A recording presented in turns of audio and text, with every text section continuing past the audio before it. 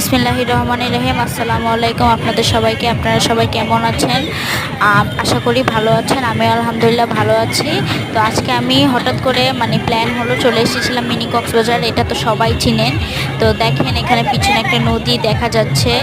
এই যে এদিকে রাইড আছে ছোটদের বড়দের সবার জন্যই রাইড। কি সুন্দর সুন্দর নৌকা, তারপর রেলগাড়ি আর অনেক কিছু। এখানে একটা দোতলা রিসোর্টের মতো আছে, চলেন দেখি।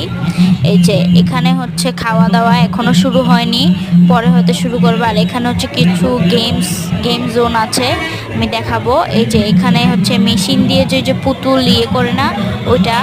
আর এটা হচ্ছে বাইক, 3D বাইক রাইডারটা।